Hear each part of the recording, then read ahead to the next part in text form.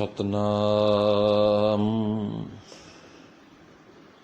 श्री वाहिगुरु वाहिगुरु साहिब जीओ। एक ओंकार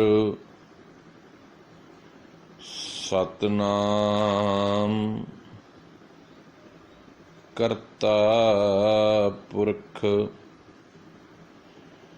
निरभउ निरवैर अकाल मूरत अजूनी सैभं गुर प्रसाद। सतनाम श्री वाहिगुरु साहिब जीओ। श्री राग महला पंजवा। सोई ध्याईऐ जीअड़े सिर शाहां पातशाह। तिस ही की कर आस मन जिसका सब सो वेसाहा। सब सियाणपां छड्ड कै सब सियाणपां छड्ड कै गुर की चरनी पाह। मन मेरे सुख सहज सेती जब त्यात गाऊं रहाओ। तिसकी शरणी परमना जिस जेवड अवर न कोए। जिस सिमरत सुख होए कणा दुख दर्द न मूले होए। सदा सदा कर चाकरी प्रभ साहिब सच्चा सोए। साध संगत होए निर्मला कटिया जम की फांस। सुख दाता पै भंजनो तिस आगै कर अरदास। मेहर करे जिस मेहरवान तां कारज आवै रास। बहुतो बहुत वखाणीਐ ऊचो ऊचा थाऊं। वरना चिहना बाहरा कीमत कह न सकाऊं।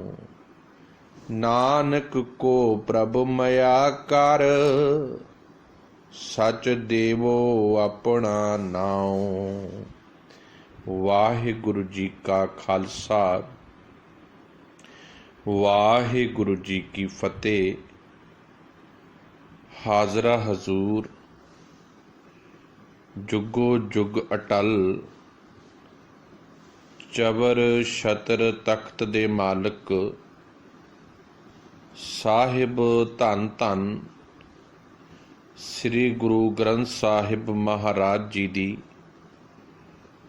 कोटान कोटान किरपा रहमत ते बख्शिश दे नाल हर रोज़ दी तरह ही फेसबुक लाइव आडियो दे माध्यम दे राहीं ते व्हाट्सएप ग्रुप ग्लोबल गुरबाणी विचार जिस दे विच रोज़ाना ही अमृत वेले एक शब्द दी विचार जो रोज़ाना श्री राग जी दी चल रही है आप जी के सन्मुख लैके हाज़र होने। इसी तरीके दे नाल शाम दे वेले भाई साहब भाई गुरदास जी दियां विवारां दी विचार भी आप गुरु जी कीयां संगतां दी असीस नाल कीती जांदी है। अज दा शब्द जो आप जी ने हुणे हुणे सरवण कीता है साहिब श्री गुरु ग्रंथ साहिब जी दे विचों श्री राग दा ये 77 नंबर शब्द आ जिस दे विच साहिब धन धन श्री गुरु अर्जन देव जी महाराज जी दी पावन बख्शिश है। ਤੇ ਸ੍ਰੀ ਗੁਰੂ ਗ੍ਰੰਥ ਸਾਹਿਬ ਜੀ ਦੇ ਪਾਵਨ ਪੰਨਾ ਨੰਬਰ 44 ਦੇ ਉੱਪਰ 44 ਦੇ ਉੱਪਰ ਸੁਭਾਇਮਾਨ ਹੈ। ਇਸ ਪਾਵਨ ਸ਼ਬਦ ਵਿੱਚ ਸਤਿਗੁਰੂ ਜੀ ਨੇ ਡੋਲਦੇ ਹੋਏ ਮਨੁੱਖ ਨੂੰ, ਭਟਕਦੇ ਹੋਏ ਮਨੁੱਖ ਨੂੰ ਇਹ ਗੱਲ ਸਮਝਾਉਣ ਦੀ ਕੋਸ਼ਿਸ਼ ਕੀਤੀ ਹੈ ਕਿ ਦੇਖ ਐ ਮਨੁੱਖ, ਜੇ ਤੂੰ ਸੰਸਾਰੀ ਲੋਕਾਂ ਦੇ ਉੱਪਰ ਆਸ ਤੱਕੇਗਾ, ਜੇ ਇਹ ਦੁਨਿਆਵੀ ਦੇਵੀ ਦੇਵਤਿਆਂ ਤੇ ਆਸ ਤੱਕੇਗਾ, ਧਾਗੇ ਤਵੀਤਾਂ ਜੰਤਰਾਂ ਮੰਤਰਾਂ ਦੇ ਉੱਪਰ ਟੇਕ ਰੱਖੇਗਾ ਤੇ ਤੂੰ ਸਫਲ ਨਹੀਂ ਹੋ ਸਕਦਾ। ਇਹਨਾਂ ਨੇ ਕਦੀ ਵੀ ਤੇਰੀ ਆਸਾ ਦੀ ਪੂਰਤੀ ਨਹੀਂ ਕਰਨੀ। ਜੇ ਤੂੰ ਆਪਣੀਆਂ ਆਸਾਵਾਂ ਨੂੰ ਪੂਰਨ ਕਰਨਾ ਚਾਹੁੰਦਾ ਹੈ, ਜੇ ਸੱਚਮੁੱਚ ਤੂੰ ਚਾਹੁੰਦਾ ਹੈ ਕਿ ਤੇਰੇ ਜੀਵਨ ਦੇ ਵਿੱਚ ਪਵਿੱਤਰਤਾ ਦੀ ਸਾਂਝ ਬਣੇ, ਤੇਰੇ ਕਰਮ ਚੰਗੇ ਹੋ ਜਾਣ, ਤੇਰਾ ਸੁਭਾਅ ਚੰਗਾ ਬਣ ਜਾਵੇ, ਤੇ ਫਿਰ ਇੱਕ ਕੰਮ ਕਰ, ਸਿਰਫ ਤੇ ਸਿਰਫ ਇੱਕ ਅਕਾਲ ਪੁਰਖ ਤੇ ਆਪਣੇ ਜੀਵਨ ਦਾ ਭਰੋਸਾ ਰੱਖ। ਖੁਦਾਰ, ਇੱਜ਼ਤ ਵਾਲੇ, ਜ਼ਮੀਰ ਵਾਲੇ, ਉੱਚੀ ਸੋਚ ਵਾਲੇ, ਸਮਝ ਵਾਲੇ ਉਹੀ ਮਨੁੱਖ ਬਣਦੇ ਨੇ ਜਿਨ੍ਹਾਂ ਦੇ ਜੀਵਨ ਦਾ ਮੂਲ ਆਸਰਾ ਪ੍ਰਮਾਤਮਾ ਬਣ ਜਾਂਦਾ ਹੈ। ਜਿਹੜੇ ਲੋਕ ਸੰਸਾਰੀ ਲੋਕਾਂ ਦੀ ਆਸ ਤੱਕਣ ਲੱਗ ਪੈਂਦੇ ਨੇ, ਉਹਨਾਂ ਦੇ ਹੱਥਾਂ ਵੱਲ ਵੇਖਣ ਲੱਗ ਪੈਂਦੇ ਨੇ, ਐਸੇ ਮਨੁੱਖਾਂ ਦੇ ਜੀਵਨ ਦੇ ਵਿੱਚ ਹੌਲੀ ਹੌਲੀ ਖੁਦਗਰਜੀ, ਹੌਲੀ ਹੌਲੀ ਉਹਨਾਂ ਦਾ ਜ਼ਮੀਰ ਮਰਨ ਲੱਗ ਪੈਂਦਾ ਹੈ। ਉਹਨਾਂ ਦੀ ਸੋਚ, ਉਹਨਾਂ ਦੀ ਵਿਚਾਰ ਦਾ ਸਤਰ ਬੜਾ ਨੀਵਾਂ ਹੋ ਜਾਂਦਾ ਹੈ। ਗੱਲ ਕਿ ਉਹਨਾਂ ਨੂੰ ਸਵਾਰਥ ਤੋਂ ਬਿਨਾਂ ਫਿਰ ਹੋਰ ਕੁਝ ਨਜ਼ਰ ਨਹੀਂ ਆਉਂਦਾ। ਤੇ ਐਸਾ ਜੀਵਨ ਗੁਰੂ ਦੀ ਮੱਤ ਤੇ ਜਿਉਣ ਵਾਲੇ ਗੁਰਸਿੱਖ ਦਾ ਤੇ ਪ੍ਰਵਾਨ ਬਿਲਕੁਲ ਨਹੀਂ। ਸੋ ਸਤਿਗੁਰੂ ਜੀ ਨੇ ਬਾਰ-ਬਾਰ ਇਹ ਗੱਲ ਸਮਝਾਉਣ ਦੀ ਕੋਸ਼ਿਸ਼ ਕੀਤੀ ਹੈ। ਅੱਜ ਦੇ ਪਾਵਨ ਸ਼ਬਦ ਦੇ ਰਹਾਉ ਦੇ ਬੰਦ ਨੇ, ਮਨ ਮੇਰੇ ਸੁਖ ਸਹਿਜ ਸੇਤੀ ਜਪ ਨਾਉ, ਆਠ ਪਹਿਰ ਪ੍ਰਭ ਧਿਆਏ ਤੂੰ, ਗੁਣ ਗੋਇੰਦ ਨਿਤ ਗਾਉ ਰਹਾਉ। ਸਭ ਕਹਿੰਦੇ, ਹੇ ਮੇਰੇ ਮਨ, ਸੁਖ ਸਹਿਜ ਸੇਤੀ ਜਪ ਨਾਉ। ਸੇਤੀ ਦਾ ਅਰਥ ਆ ਨਾਲ, ਸਹਿਜ ਦਾ ਅਰਥ ਆ ਆਤਮਿਕ ਅਡੋਲਤਾ। ਜਪ ਜਪਿਆ ਕਰ, ਨਾਉ ਪਰਮਾਤਮਾ ਦੇ ਨਾਮ ਨੂੰ, ਉਹਦੇ ਹੁਕਮ ਨੂੰ। ਸਤਿਗੁਰੂ ਕਹਿੰਦੇ ਨੇ, ਹੇ ਮੇਰੇ ਮਨ, ਜੇ ਤੂੰ ਆਤਮਿਕ ਤੌਰ ਤੇ ਆਨੰਦ ਲੈਣਾ ਚਾਹੁੰਦਾ ਹੈ, ਜੇ ਆਤਮਿਕ ਤੌਰ ਤੇ ਸਥਿਰ ਹੋਣਾ ਚਾਹੁੰਦਾ ਹੈ, ਮਜ਼ਬੂਤ ਹੋਣਾ ਚਾਹੁੰਦਾ ਹੈ, ਸੋਲਿਡ ਬਣਨਾ ਚਾਹੁੰਦਾ ਹੈ, ਤਾਂ ਕਿ ਤੇਰੇ ਜੀਵਨ ਦੇ ਵਿੱਚ ਤੇਰੇ ਫੈਸਲੇ ਜਿਹੜੇ ਨੇ ਉਹ ਚੜ੍ਹਦੀ ਕਲਾ ਦੇ ਹੋਣ, ਤੇ ਫਿਰ ਪਤਾ ਕੀ ਕਰ, ਸਹਿਜ ਸੇਤੀ ਜਪ ਨਾਉ। ਸਹਿਜ ਦੇ ਨਾਲ ਬਿਲਕੁਲ ਆਪਣੇ ਆਪ ਨੂੰ ਇਕਾਗਰ ਕਰਕੇ, ਆਪਣੀਆਂ ਮਨ ਦੀਆਂ ਵਿਚਾਰਾਂ ਨੂੰ ਵਿਕਾਰਾਂ ਤੋਂ ਬਾਹਰ ਕੱਢ ਕੇ ਸੱਚ ਦੀ ਪਿਆਰ ਤੇ ਗੁਰੂ ਸ਼ਬਦ ਨਾਲ ਜੋੜਨ ਦੀ ਕੋਸ਼ਿਸ਼ ਕਰ। ਤੇ ਕੀ ਹੋਵੇਗਾ, ਸਹਿਜ ਸੇਤੀ ਜਪ ਨਾਉ। ਤੇ ਬਿਲਕੁਲ ਸਹਿਜ ਦੇ ਨਾਲ ਤੇਰੇ ਜੀਵਨ ਵਿੱਚ ਆਤਮਿਕ ਅਡੋਲਤਾ ਤੇ ਚੜ੍ਹਦੀ ਕਲਾ ਬਣੇਗੀ, ਤੇ ਤੇਰੀ ਜੀਭਾ ਹਰ ਵਕਤ ਪ੍ਰਮਾਤਮਾ ਦੀ ਸਿਫਤ ਸਲਾਹ ਕਰੇਗੀ, ਹਰ ਵਕਤ ਪ੍ਰਮਾਤਮਾ ਦਾ ਸ਼ੁਕਰਾਨਾ ਕਰੇਗੀ, ਜਿਸ ਪਰਿਪੂਰਨ ਪ੍ਰਮਾਤਮਾ ਨੇ ਤੈਨੂੰ ਇਹ ਜੀਵਨ ਦਿੱਤਾ ਹੈ, ਇਹ ਜ਼ਿੰਦਗੀ ਦਿੱਤੀ ਹੈ, ਇਹ ਪਰਿਵਾਰ ਦਿੱਤਾ ਹੈ, ਇਹ ਸਮਾਜ ਦਿੱਤਾ ਹੈ। ਆਹਟ ਪਹਿਰ ਪ੍ਰਭ ਧਿਆਏ ਤੂੰ। ਇੱਕ ਪਲ, ਇੱਕ ਸੈਕਿੰਡ ਵੀ ਗੁਰੂ ਕੇ ਸਿੱਖ ਦੇ ਜੀਵਨ ਵਿੱਚ ਐਸਾ ਨਹੀਂ ਹੋਣਾ ਚਾਹੀਦਾ ਕਿ ਉਹਦੇ ਜੀਵਨ ਦੇ ਵਿੱਚੋਂ ਦਾਤਾਂ ਦੇਣ ਵਾਲਾ ਨਿਰੰਕਾਰ ਪ੍ਰਮਾਤਮਾ ਵਿਸਰ ਜਾਵੇ। ਇੱਕ ਅਕਾਲ ਪੁਰਖ ਵਾਹਿਗੁਰੂ ਦੀ ਭਗਤੀ ਉਹਦੇ ਜੀਵਨ ਦੇ ਵਿੱਚੋਂ ਵਿਸਰ ਜਾਵੇ। ਇੱਕ ਪਲ ਵੀ ਐਸਾ ਨਹੀਂ ਹੋਣਾ ਚਾਹੀਦਾ। ਆਠ ਪੈਰ, ਅੱਠੇ ਪੈਰ, ਅੱਠੇ ਘੜੀਆਂ, ਭਾਵ 4 ਪੈਰ ਰਾਤ ਦੇ, 4 ਪੈਰ ਦਿਨ ਦੇ। ਗੱਲ ਕਿ ਦਿਨ ਰਾਤ ਉਹਦੇ ਜ਼ਿਹਨ ਦੇ ਵਿੱਚ, ਉਹਦੇ ਜੀਵਨ ਦੇ ਵਿੱਚ ਕੀ ਚਾਹੀਦਾ ਹੈ, ਪ੍ਰਭ ਧਿਆਏ ਤੂੰ, ਪਰਿਪੂਰਨ ਪ੍ਰਮਾਤਮਾ ਨੂੰ ਤੂੰ ਧਿਆਇਆ ਕਰ। ਗੁਣ ਗੋਇੰਦ ਨਿਤ ਗਾਉ। ਗੁਣ ਗੋਇੰਦ ਦਾ ਅਰਥ ਆ ਗੋਇੰਦ ਧਰਤੀ ਦਾ ਮਾਲਕ। ਗੋ ਦਾ ਅਰਥ ਆ ਧਰਤੀ, ਇੰਦ ਦਾ ਅਰਥ ਆ ਮਾਲਕ। ਗੋਇੰਦ ਧਰਤੀ ਦਾ ਮਾਲਕ ਜੋ ਪਰਮਾਤਮਾ ਹੈ, ਨਿਤ ਦਾ ਅਰਥ ਆ ਰੋਜ਼ਾਨਾ, ਗਾਉਂ ਦਾ ਅਰਥ ਆ ਗਾਇਆ ਕਰ, ਉਹਦੇ ਹੀ ਗੁਣ ਗਾਇਆ ਕਰ। ਕਿਉਂਕਿ ਮਨੁੱਖ ਨੂੰ ਅਕਸਰ ਆਦਤ ਹੈ, ਮਨੁੱਖ ਸੰਸਾਰੀ ਲੋਕਾਂ ਦੇ ਬਹੁਤ ਛੇਤੀ ਗੁਣ ਗਾਉਂਦਾ ਹੈ। ਕਿਉਂਕਿ ਇਹ ਪ੍ਰਭਾਵਿਤ ਜਿੱਤੋਂ ਹੁੰਦਾ ਨਾ, ਇਹ ਬਿਨਾਂ ਸੋਚੇ ਸਮਝੇ ਕਈ ਵਾਰੀ ਗੁਣ ਗਾਉਣ ਲੱਗ ਪੈਂਦਾ।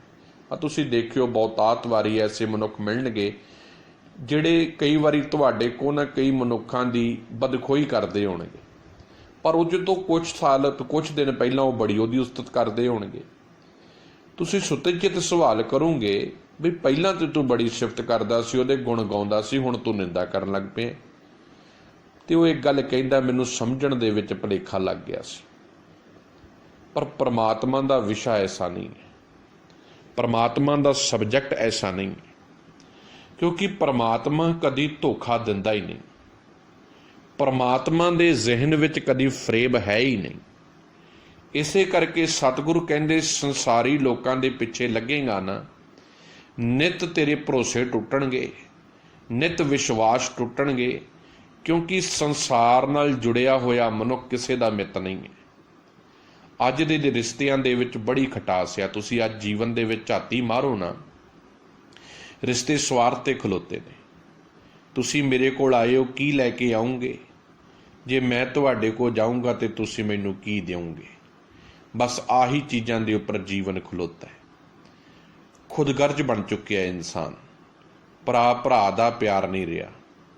ਗੱਲ ਕੀ ਧਰਮ ਦੀ ਦੁਨੀਆ ਦੇ ਵਿੱਚ ਵੀ ਕੇਵਲ ਤਾਂ ਕੇਵਲ ਆਪਣੇ ਚੰਦ ਕੁ ਕੁਰਸੀਆਂ ਨੂੰ ਚਮਕਾਉਣ ਵਾਸਤੇ ਮਨੁੱਖ ਧਰਮ ਦੀ ਵਰਤੋਂ ਕਰ ਰਿਹਾ ਹੈ। ਜੀਵਨ ਦੇ ਵਿੱਚ ਇਹਦੇ ਧਰਮ ਦੀ ਖੁਸ਼ਬੂ ਨਹੀਂ ਹੈ। ਇਹ ਸਮਝਦਾ ਹੈ, ਜਾਣਦਾ ਹੈ ਕਿ ਪ੍ਰਮਾਤਮਾ ਹਾਜ਼ਰ ਨਾਜ਼ਰ ਹੈ, ਪਰ ਤਾਂ ਵੀ ਆਪਣੀਆਂ ਅੱਖਾਂ ਤੇ ਪੱਟੀ ਬੰਨ੍ਹ ਕੇ ਬੈਠਾ ਵੀ ਮੈਂ ਨਹੀਂ ਵੇਖਦਾ। ਰੱਬ ਵੇਖੀ ਜਾਵੇ, ਮੈਂ ਕੀ ਲੈਣਾ, ਮੈਂ ਤੇ ਰੱਬ ਨੂੰ ਨਹੀਂ ਨਾ ਦੇਖਦਾ।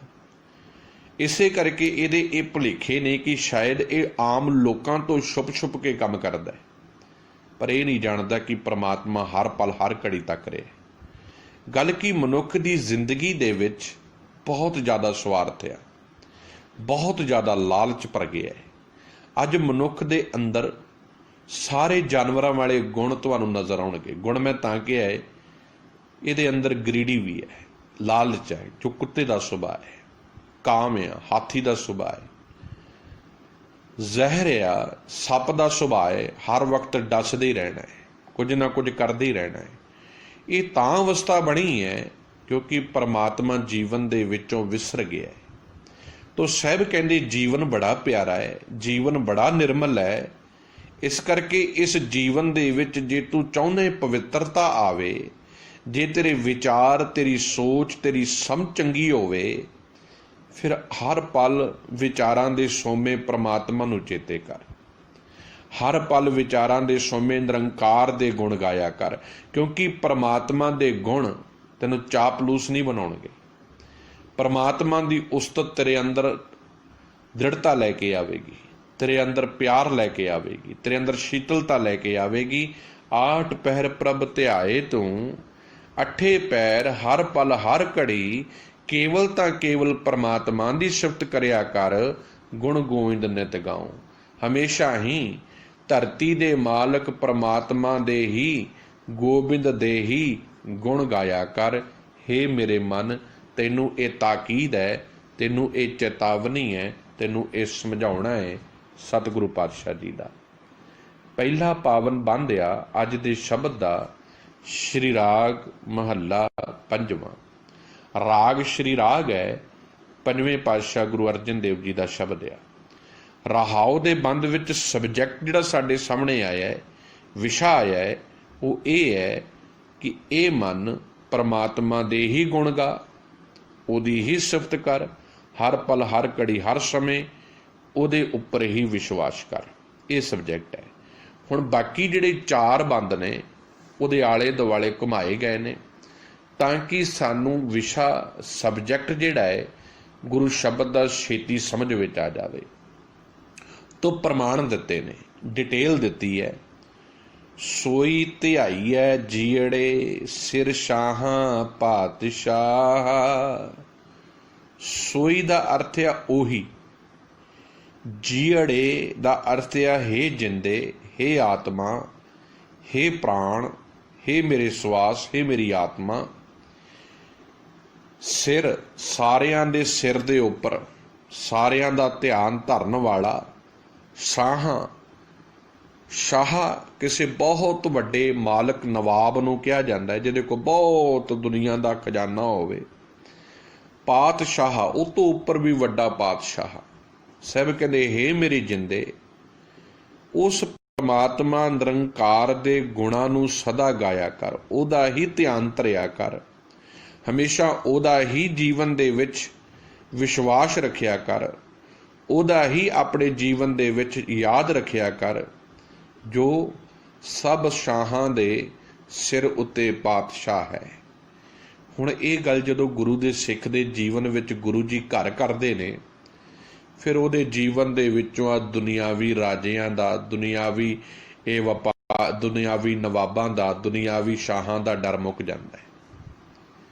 ਮੈਂ ਕਈ ਵਾਰੀ ਸੋਚਦਾ ਸਾਂ, ਕਿਹੜੀ ਸ਼ਕਤੀ ਸੀ ਭਾਈ ਤਾਰੂ ਸਿੰਘ ਦੇ ਵਿੱਚ, ਕਿਹੜੀ ਤਾਕਤ ਸੀ ਭਾਈ ਮਨੀ ਸਿੰਘ ਦੇ ਵਿੱਚ, ਕਿਹੜੀ ਤਾਕਤ ਸੀ ਭਾਈ ਲਾਲੋ ਦੇ ਵਿੱਚ, ਕਿਹੜੀ ਤਾਕਤ ਸੀ ਸਤਿਗੁਰੂ ਗੁਰਦੇਵ ਜੀ ਦੇ ਪਿਆਰੇ ਬੰਦਾ ਸਿੰਘ ਬਹਾਦਰ ਜੀ ਦੇ ਵਿੱਚ, ਕਿ ਜਿਹੜੇ ਵੱਡੇ ਵੱਡੇ ਨਵਾਬ, ਸ਼ਹਿਨਸ਼ਾਹ ਅਖਾਉਣ ਵਾਲੇ ਵੀ ਅਤਿਆਚਾਰ ਕਰਨ ਦੇ ਬਾਵਜੂਦ ਵੀ ਉਹਨਾਂ ਨੂੰ ਝੁਕਾ ਨਹੀਂ ਸਕੇ, ਉਹਨਾਂ ਨੂੰ ਆਪਣੇ ਪੈਰਾਂ ਦੇ ਵਿੱਚ ਪਵਾ ਨਹੀਂ ਸਕੇ।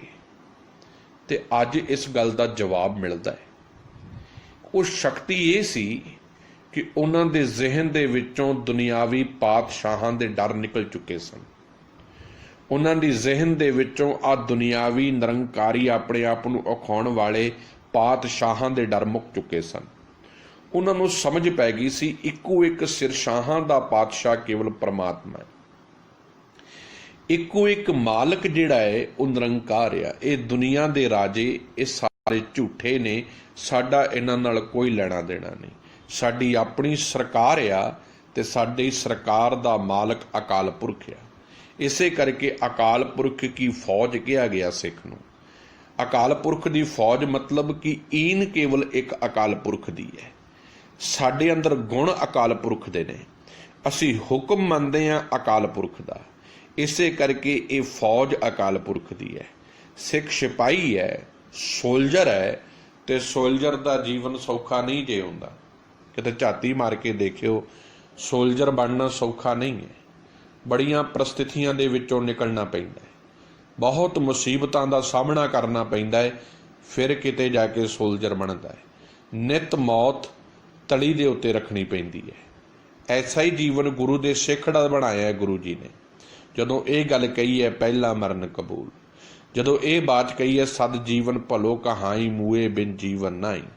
ਹੁਣ ਇਹ ਅਵਸਥਾ ਤੇ ਉਦੋਂ ਜੀਵਨ ਵਿੱਚ ਬਣਦੀ ਹੈ ਨਾ, ਜਦੋਂ ਇਹ ਗੱਲ ਸਮਝ ਆ ਜਾਵੇ, ਸੋਈ ਧਿਆਈ ਹੈ ਜੀੜੇ, ਹੇ ਮੇਰੀ ਆਤਮਾ, ਹੇ ਮੇਰੀ ਜਿੰਦੇ, ਉਸੇ ਹੀ ਪ੍ਰਮਾਤਮਾ ਦਾ ਕੇਵਲ ਧਿਆਨ ਧਰ, ਉਹਦਾ ਹੀ ਕੇਵਲ ਆਸਰਾ ਤੱਕ।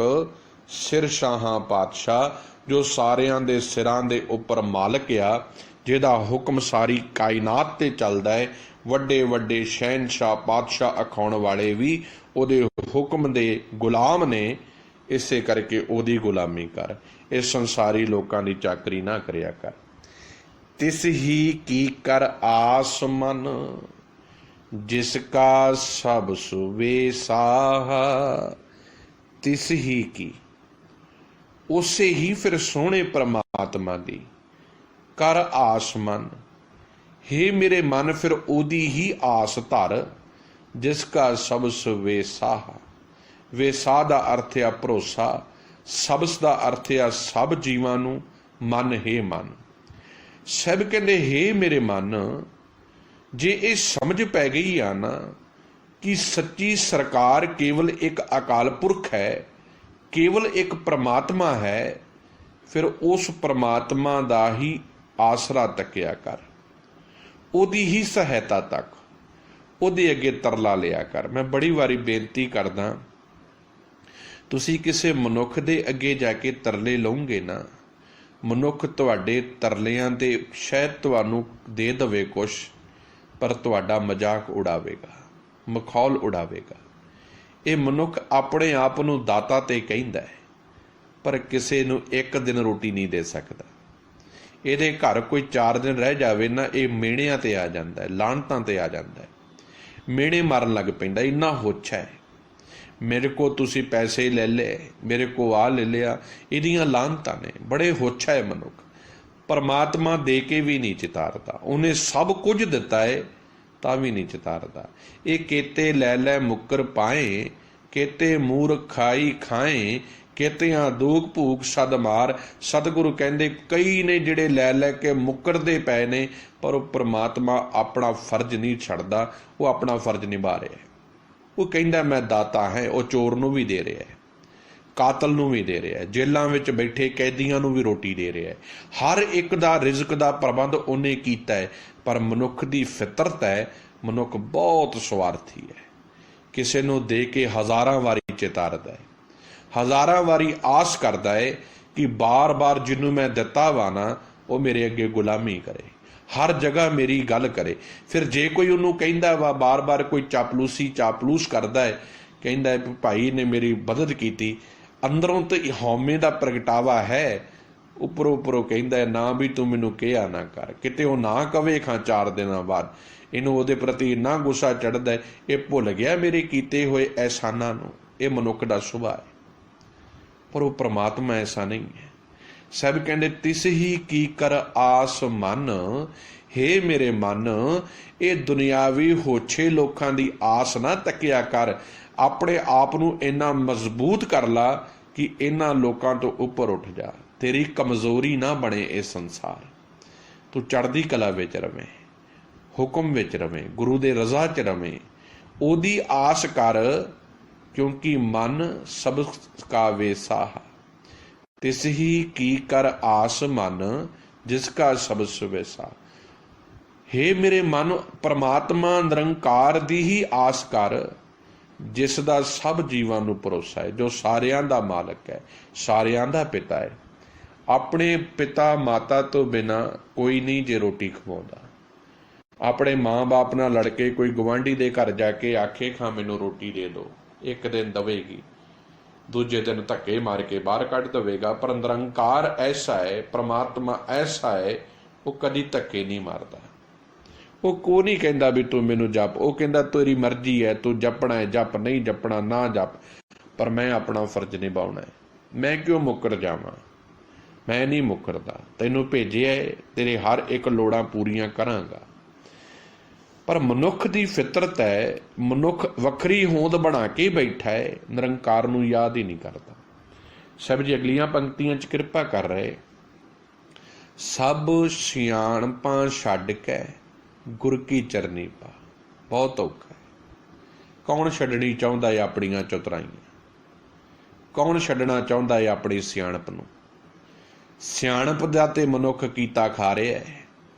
ਆ ਚਤੁਰਾਈਆਂ ਦੇ ਰੂਪ ਦੇ ਵਿੱਚ, ਵੇਗ ਦੇ ਵਿੱਚ ਫਸ ਕੇ, ਚਤੁਰਾਈਆਂ ਦਾ ਭੇਖ ਬਣਾ ਕੇ ਤੇ ਜਗਤ ਨੂੰ ਲੁੱਟ ਰਿਹਾ ਹੈ। ਕਾਂ ਦੀਆਂ ਚਤੁਰਾਈਆਂ ਕਾਂ ਨੂੰ ਕਦੀ ਵੀ ਕੋਇਲ ਨਹੀਂ ਬਣ ਦਿੰਦੀਆਂ।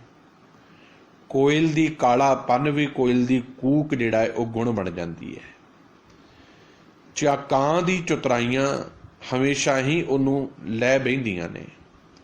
ਸਾਡੇ ਵੀ ਜੀਵਨ ਵਿੱਚ ਚਤੁਰਾਈਆਂ ਬਹੁਤ ਨੇ, ਬਹੁਤ ਸਿਆਣਪਾਂ ਨੇ। ਅਸੀਂ ਹਰ ਵਕਤ ਚਤੁਰਾਈਆਂ ਦਾ ਹੀ ਖਟਿਆ ਖਾਂਦੇ ਹਾਂ ਬਈ ਮੈਨੂੰ ਬਹੁਤ ਦੁਨੀਆ ਸਿਆਣਾ ਹੈ, ਮੈਂ ਤੇ ਹਰ ਇੱਕ ਦੁਨੀਆ ਦੀ ਨਬਜ਼ ਨੂੰ ਭਾਂਪ ਜਾਂਦਾ ਹੈ। ਪਰ ਸਾਹਿਬ ਕਹਿੰਦੇ ਚੇਤਾ ਰੱਖੀ, ਚਤੁਰਾਈਆਂ ਨਾਲ ਪਰਮਾਤਮਾ ਨਹੀਂ ਮਿਲਦਾ।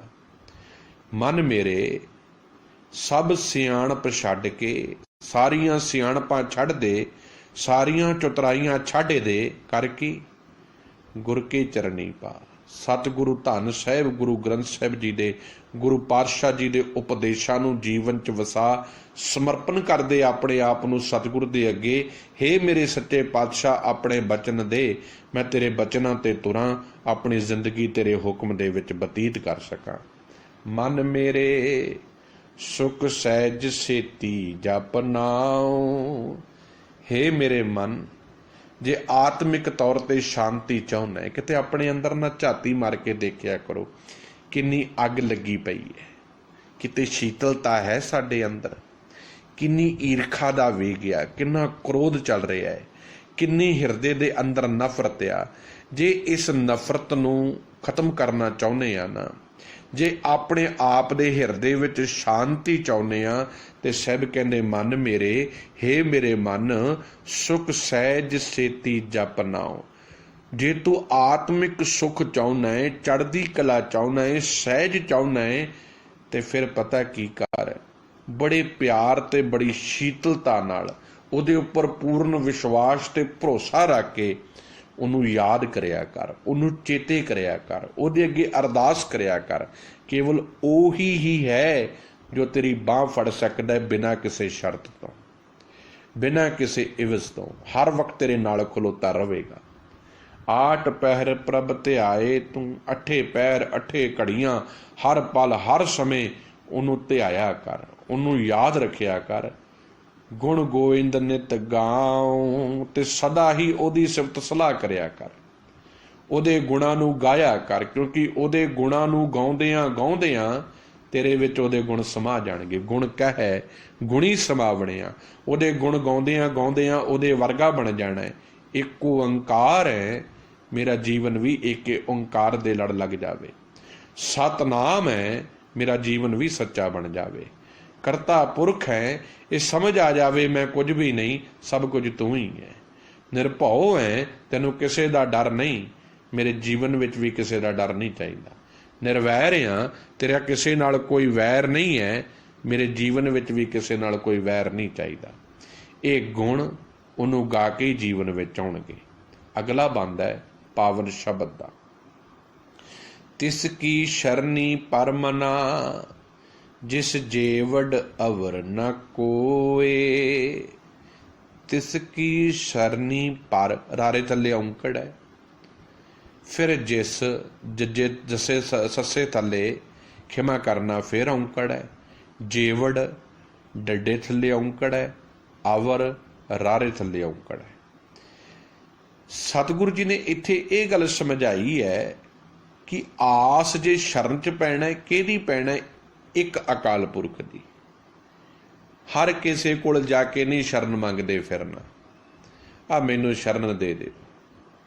जगह जगह जाके शरण मंगण वाला मनुख इज्जतमंद गैरतमंद नहीं होंदा, बेगैरत होंदा है। ऐसे मनुख की बेइज्जती होंदी है, ऐसे मनुख का कोई सत्कार नहीं करता, कोई अदब नहीं करता।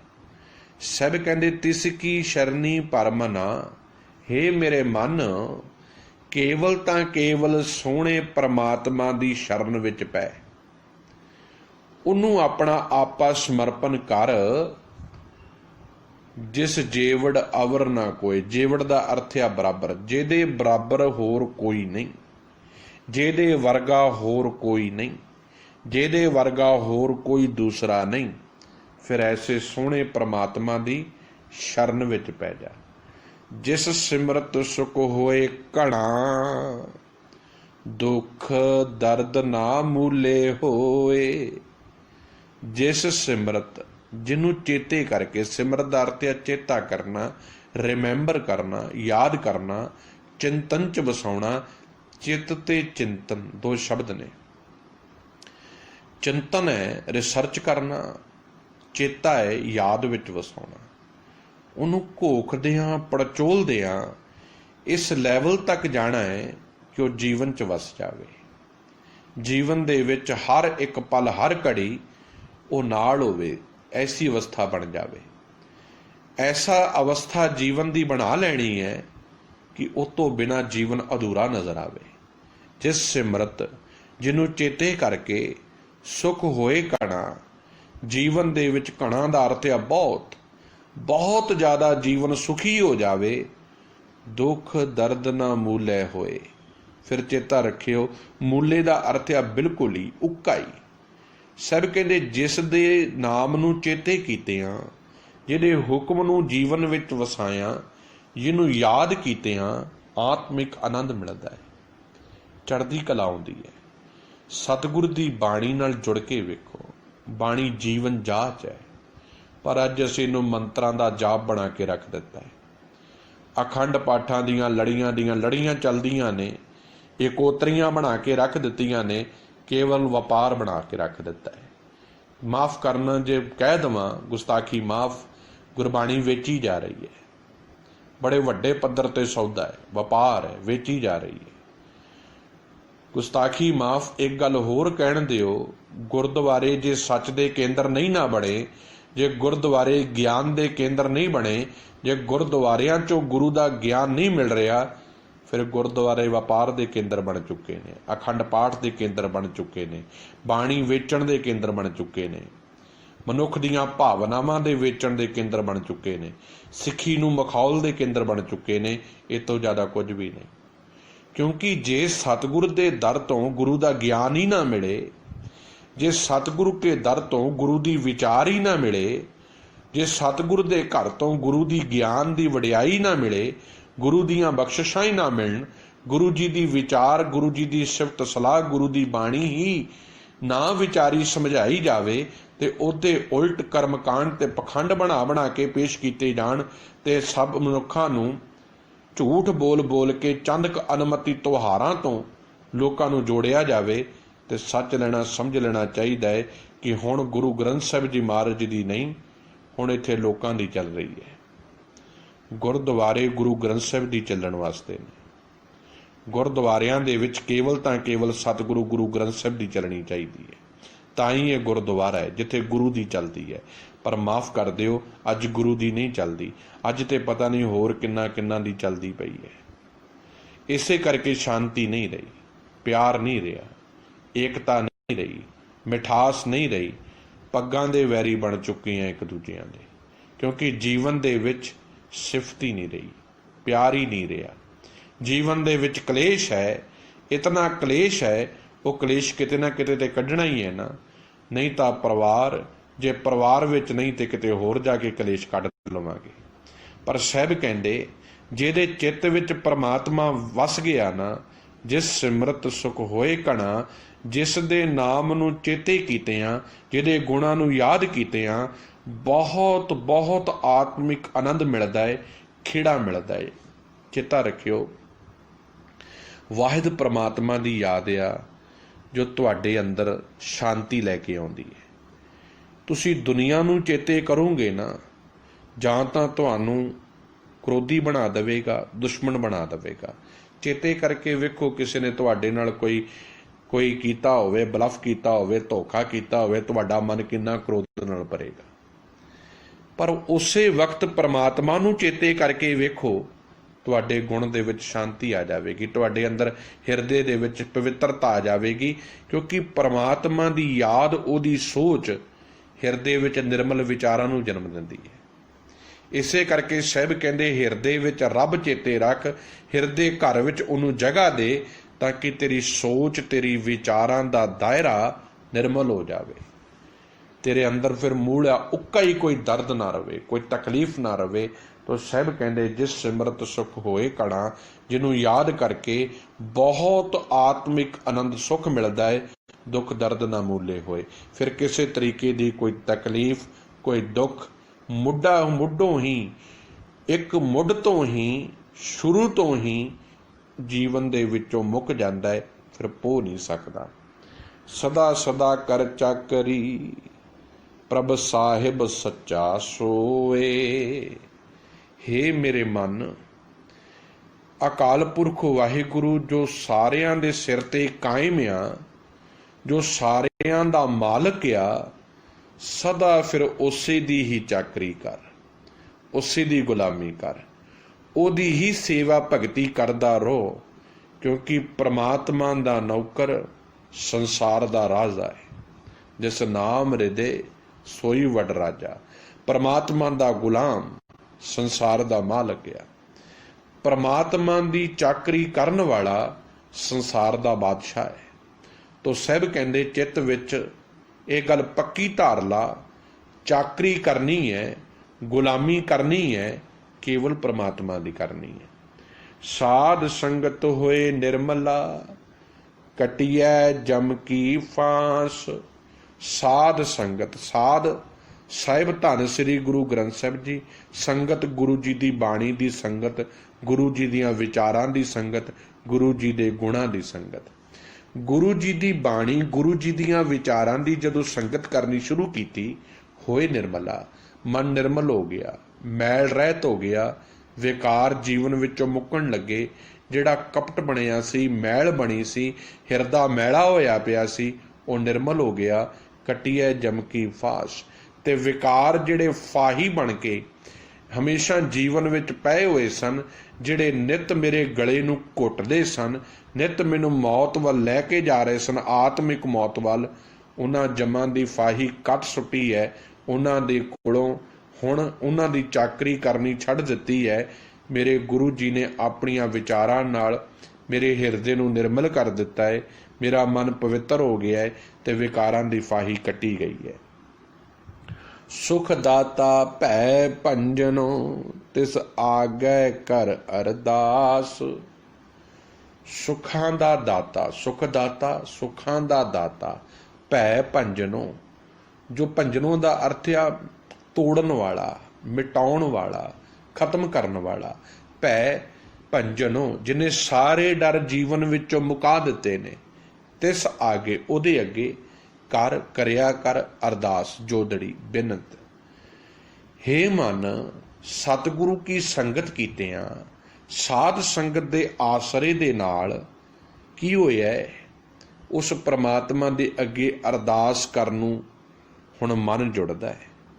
ਹੁਣ ਸਾਰੀਆਂ ਤਾਕਤਾਂ ਦਾ ਮਾਲਕ ਉਹ ਨਿਰੰਕਾਰ ਨਜ਼ਰ ਆਉਣ ਲੱਗ ਪਿਆ। ਉਹਦੇ ਅੱਗੇ ਅਰਦਾਸ ਆ, ਉਹਦੇ ਅੱਗੇ ਜੋਦੜੀ ਹੈ। ਹੁਣ ਜੀ ਕਰਦਾ ਹੈ ਕਿ ਸਦਾ ਮਿਹਨਤ ਕਰਾਂ, ਅਕਾਲ ਪੁਰਖ ਅੱਗੇ ਕਰਾਂ। ਹੁਣ ਦੁਨੀਆ ਦੇ ਅੱਗੇ ਨਹੀਂ ਝੁਕਣ ਨੂੰ ਜੀ ਕਰਦਾ। ਹੁਣ ਇਹ ਅਰਦਾਸ ਅਕਾਲ ਪੁਰਖ ਅੱਗੇ ਹੈ, ਬੇਨਤੀ ਹੈ, ਤਰਲਾ ਹੈ, ਮਿਹਨਤ ਆ। ਕੀ ਹੈ? ਉਹ ਪਰਮਾਤਮਾ ਜੋ ਸਾਰੇ ਸੁੱਖ ਦੇਣ ਵਾਲਾ ਹੈ, ਸੁੱਖਾਂ ਦਾ ਦਾਤਾ ਹੈ, ਸਾਰਿਆਂ ਸੁੱਖਾਂ ਦਾ ਪਾਵਰ ਹਾਊਸ, ਉਹ ਅਕਾਲ ਪੁਰਖ ਆ ਪਿਆ।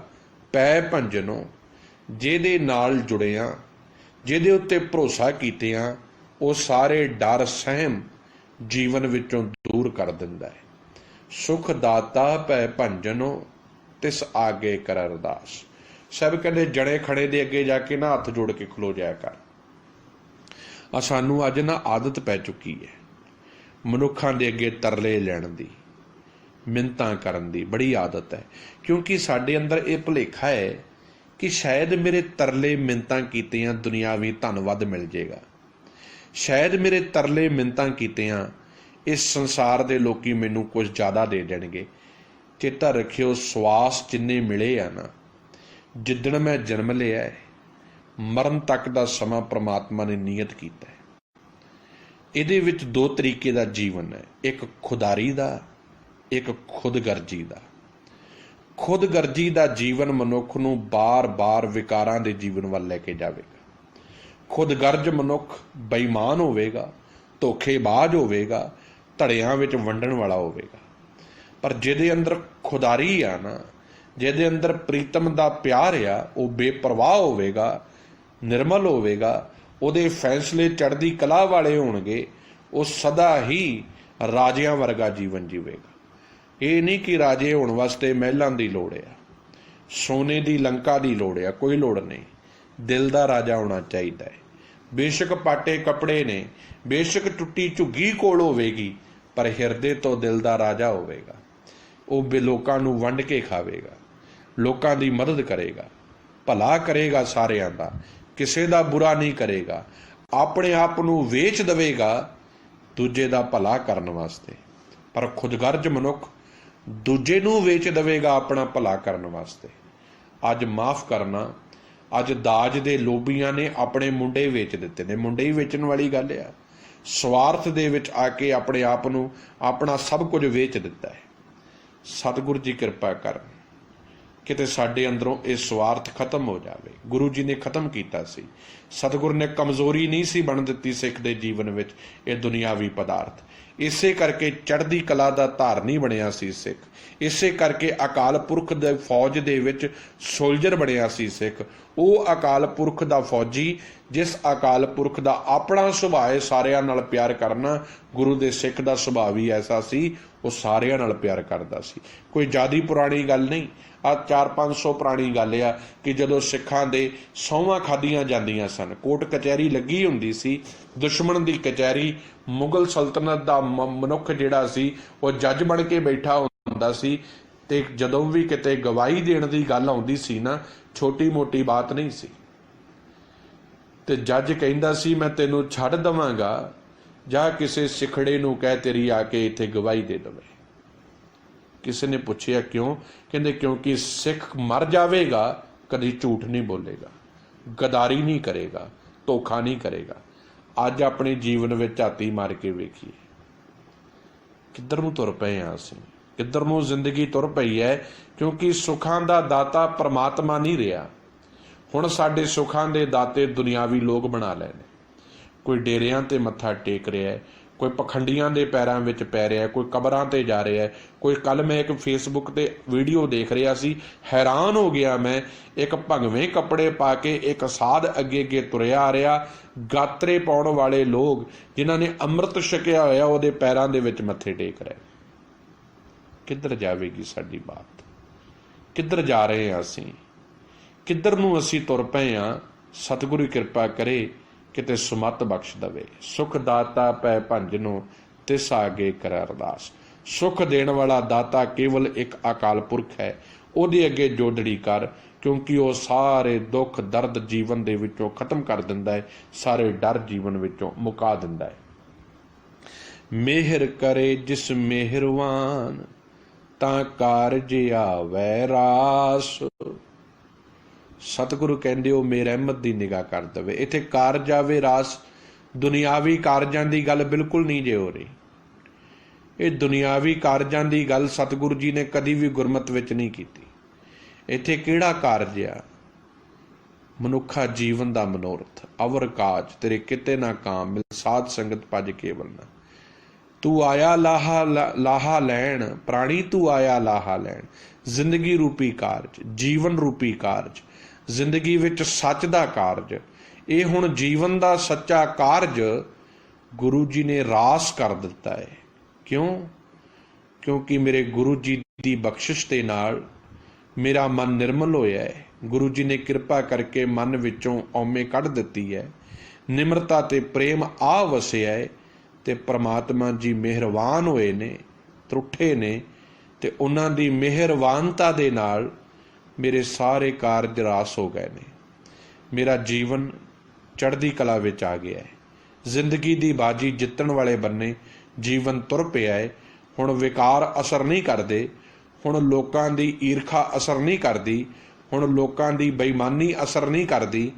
ਹੁਣ ਇਹ ਕਹਿ ਕੇ ਅੱਗੇ ਤੁਰ ਜਾਈਦਾ ਹੈ, ਰੱਬ ਵੇਖ ਰਿਹਾ ਹੈ, ਬੇਈਮਾਨ ਜੋ ਬੀਜੇਗਾ ਉਹ ਸਜ਼ਾ ਪਾਵੇਗਾ। ਮੇਰਾ ਫਰਜ਼ ਨਹੀਂ ਕਿ ਮੈਂ ਉਹਦੇ ਪ੍ਰਤੀ ਕੋਈ ਨਿੰਦਾ ਕਰਾਂ। ਉਹ ਆਪਣੇ ਰਸਤੇ ਤੇ ਤੁਰ ਪਿਆ ਹੈ, ਸੱਚ ਦੇ ਰਸਤੇ ਤੇ, ਪਰਮਾਤਮਾ ਦੇ ਪਿਆਰ ਦੇ ਰਸਤੇ ਤੇ, ਜਿੱਥੇ ਪਿਆਰ ਹੀ ਪਿਆਰ ਆ, ਜਿੱਥੇ ਦੁਸ਼ਮਣ ਦੀ ਵੀ ਮਲਮ ਪੱਟੀ ਕੀਤੀ ਜਾ ਰਹੀ ਹੈ ਭਾਈ ਕਨਈਏ ਵਾਂਗੂ। ਇਹ ਸਬਕ ਆ, ਇਹ ਸਿਖਾਇਆ ਹੈ ਕਿ ਸਿੱਖ ਦਾ ਜੀਵਨ ਕੈਸਾ ਹੋਣਾ ਚਾਹੀਦਾ ਹੈ।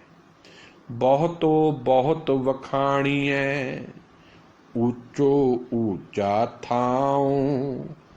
ਵਖਾਣੀਏ ਦਾ ਅਰਥ ਆਖਿਆ ਜਾਂਦਾ ਹੈ, ਹਰ ਕੋਈ ਆਖਦਾ ਹੈ। ਸਭ ਕਹਿੰਦੇ ਹਰ ਕੋਈ ਆਖਦਾ ਹੈ ਪਰਮਾਤਮਾ ਬਹੁਤ ਉੱਚਾ ਹੈ, ਬਹੁਤ ਉੱਚਾ ਹੈ, ਉਸ ਦਾ ਟਿਕਾਣਾ ਬਹੁਤ ਉੱਚਾ ਹੈ। ਹਰ ਕੋਈ ਕਹਿੰਦਾ ਹੈ, ਹਰ ਕੋਈ ਇਹ ਵਖਿਆਨ ਕਰ ਰਿਹਾ ਹੈ। ਵਰਨਾ ਚਿਹਨਾ ਬਾਹਰਾ, ਕੀਮਤ ਕਹਿ ਨਾ ਸਕਾਉ। ਕਹਿ ਨਾ ਸਕਾਉ, ਮੈਂ ਕਹਿ ਨਹੀਂ ਸਕਦਾ। ਕਹਿੰਦੇ ਉਸ ਪ੍ਰਮਾਤਮਾ ਵਾਹਿਗੁਰੂ ਦਾ ਨਾ ਕੋਈ ਖਾਸ ਰੰਗ ਹੈ, ਨਾ ਕੋਈ ਖਾਸ ਰੂਪ ਰੇਖਾ ਹੈ। ਮੈਂ ਉਸ ਦੀ ਕੋਈ ਵੀ ਕੀਮਤ ਨਹੀਂ ਦੱਸ ਸਕਦਾ। ਭਾਵ ਦੁਨੀਆ ਦੇ ਕਿਸੇ ਵੀ ਪਦਾਰਥ ਦੇ ਵੱਟੇ ਪ੍ਰਮਾਤਮਾ ਨੂੰ ਨਹੀਂ ਪ੍ਰਾਪਤ ਕੀਤਾ ਜਾ ਸਕਦਾ। ਇਹ ਵਹਿਮ ਜੀਵਨ ਵਿੱਚੋਂ ਕੱਢ ਦਿਓ ਕਿ ਦੁਨਿਆਵੀ ਪਦਾਰਥਾਂ ਦੇ ਬਦਲੇ ਪ੍ਰਮਾਤਮਾ ਮਿਲ ਜਾਵੇਗਾ, ਕਦੀ ਵੀ ਨਹੀਂ ਮਿਲੇਗਾ। ਦੁਨਿਆਵੀ ਪਦਾਰਥਾਂ ਦੇ ਬਦਲੇ ਨਿਰੰਕਾਰ ਖੁਸ਼ ਨਹੀਂ ਹੁੰਦਾ। ਨਿਰੰਕਾਰ ਖੁਸ਼ ਹੁੰਦਾ ਹੈ। ਕੰਚਨ ਸਿਉ ਪਾਈਏ ਨਹੀਂ ਤੋਲ, ਮਨ ਦੇ ਰਾਮ ਲਿਆ ਹੈ ਬੋਲ। ਮਨ ਦੇਣਾ ਪੈਂਦਾ ਹੈ। ਆਖਰੀਆਂ ਪੰਕਤੀਆਂ ਨੇ ਪਾਵਨ ਸ਼ਬਦ ਦੀਆਂ। ਨਾਨਕ ਕੋ ਪ੍ਰਭ ਮਇਆ ਕਰ, ਸੱਚ ਦੇਵੋ ਆਪਣਾ ਨਾਉ। ਮਇਆ ਦਾ ਅਰਥ ਆ ਮਰਸੀ, ਦਇਆ। ਸੱਚ ਸਦਾ ਥਿਰ ਰਹਿਣ ਵਾਲਾ। ਹੇ ਮੇਰੇ ਵਾਹਿਗੁਰੂ ਪਰਮਾਤਮਾ ਜੀ, ਮਿਹਰ ਕਰ। ਮੈਨੂੰ ਨਾਨਕ ਨੂੰ ਆਪਣਾ ਸਦਾ ਕਾਇਮ ਰਹਿਣ ਵਾਲਾ ਸੱਚਾ ਹੁਕਮ ਬਖਸ਼, ਕਿਉਂਕਿ ਜਿਸ ਨੂੰ ਤੇਰਾ ਹੁਕਮ ਤੇ ਤੁਰਨ ਦੀ ਸਿੱਖਿਆ ਮਿਲ ਜਾਂਦੀ ਹੈ ਨਾ, ਉਸ ਨੂੰ ਤੇਰਾ ਮੇਲ ਹੋ ਜਾਂਦਾ ਹੈ, ਉਹਦੇ ਨਾਲ ਤੇਰੀ ਸਾਂਝ ਬਣ ਜਾਂਦੀ ਹੈ, ਤੇਰਾ ਮਿਲਾਪ ਹੋ ਜਾਂਦਾ ਹੈ। ਇਸ ਕਰਕੇ ਹੇ ਮੇਰੇ ਪ੍ਰਭੂ ਜੀ, ਨਾਨਕ ਜੀ ਆਖ ਰਹੇ ਨੇ, ਮੇਰੀ ਵੀ ਅਰਦਾਸ ਸੁਣੋ, ਮਿੰਨਤ ਸੁਣੋ, ਤਰਲਾ ਸੁਣੋ, ਬੇਨਤੀ ਸੁਣੋ। ਮੇਰੇ ਤੇ ਆਪਣੀ ਕਿਰਪਾ ਦੀ ਦ੍ਰਿਸ਼ਟੀ ਕਰ ਦਿਓ, ਮੇਰਾ ਮਨ ਤੁਹਾਡੇ ਹੁਕਮ ਦੇ ਵਿੱਚ ਆ ਜਾਵੇ, ਤੁਹਾਡਾ ਭਾਣੇ ਵਿੱਚ ਆ ਜਾਵੇ, ਰਜ਼ਾ ਵਿੱਚ ਆ ਜਾਵੇ। ਇਹ ਚੰਚਲ ਮਨ ਆਪਣੀਆਂ ਚੰਚਲਤਾਵਾਂ ਛੱਡ ਦੇਵੇ, ਤੇਰੇ ਹੁਕਮ ਨੂੰ ਸਵੀਕਾਰ ਕਰ ਲਵੇ ਤੇ ਮੇਰਾ ਜੀਵਨ ਭਲੇ ਰਸਤੇ ਤੇ ਤੁਰ ਪਵੇ। ਇਹ ਅਰਦਾਸ, ਇਹ ਮਿੰਨਤ, ਇਹ ਬੇਨਤੀ ਗੁਰੂ ਦੇ ਸਿੱਖ ਨੇ ਰੋਜ਼ ਗੁਰੂ ਅੱਗੇ ਕਰਨੀ ਹੈ। ਇਸੇ ਕਰਕੇ ਸਿੱਖ ਗੁਲਾਮ ਨਹੀਂ ਹੋ ਸਕਦਾ। ਸਿੱਖ ਬਾਦਸ਼ਾਹ ਹੈ, ਸਿੱਖ ਰਾਜਾ ਹੈ, ਸਿੱਖ ਮਾਲਕ ਹੈ, ਕਿਉਂਕਿ ਸਿੱਖ ਗੁਲਾਮ ਹੈ ਕੇਵਲ ਅਕਾਲ ਪੁਰਖ ਦਾ।